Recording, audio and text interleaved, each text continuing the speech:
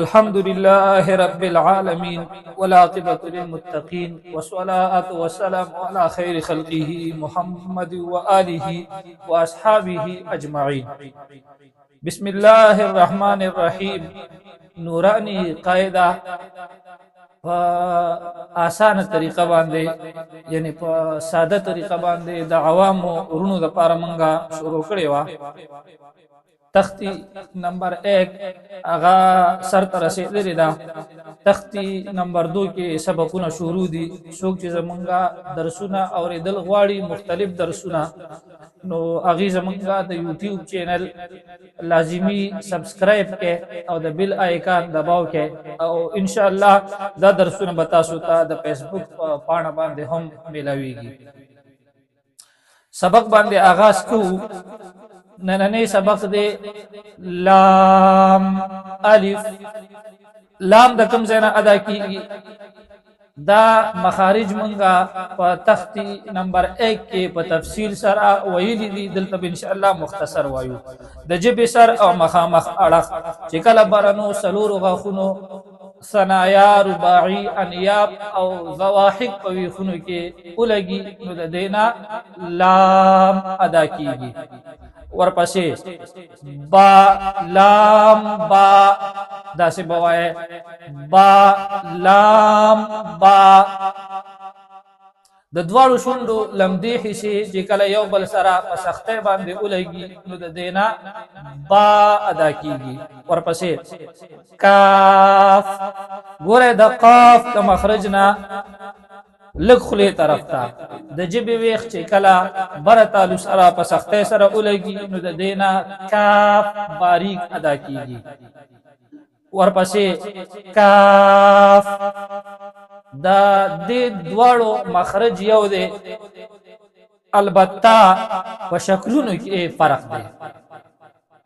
کاف با. ورپسې کاف تا. تا د کوم ځای نه ادا کیږي؟ نو د جبې سر چې کله مخامخ برانو دواړو غاښونو د ویخونو سره په سختۍ باندې ولګي نو د دینا تا ادا کیږي. او دا غرنګي د دینا نور دو حروف ادا کیږي چې پاغه کې یو حرف دی دال او بل حرف دی طا. ورپسې کاف الف. بیا ورپسې کاف لام. ورپسې با کاف تا. ورپسې تا کاف سا. سا د کوم ځای نه ادا کیږي؟ نو د جبې سر چې کله مخامخ برانو دوه غاښونو په سرونو کې په نرمۍ سره ولګي نو د دینا سا ادا کیږي. او دغه سي د دې مخرجنا دوه حروف نور ادا کیږي چې پاغه کې یو حرف دی ذال او بل حرف دی ظا. بیا ورپسې با تا ثا نون. نون د کوم ځای نه ادا کیږي؟ نو د جبې سر او مخامخ اړخ چې کله برنو دریو غاښونو ثنایا رباعی او انیاب سره ولګي نو د دینا نون ادا کیږي. ورپسې یا. دا یا د کوم ځای نه ادا کیږي؟ د جبې مین چې کله بر سخت الو سره په سختۍ سره ولګي نو د دینا یا ادا کیږي.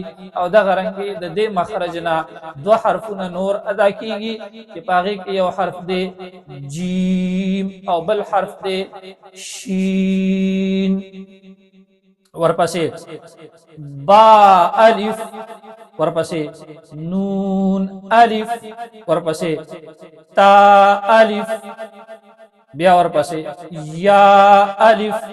بیا ورپسې سا الف. بیا ورپسې با سین.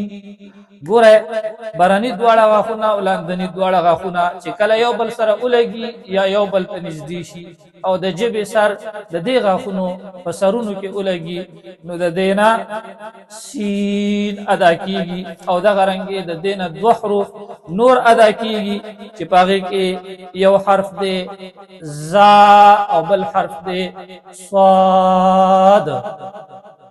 ورپسې یاسین دا استاسو نننې سبق وما علینا الا البلاغ المبین.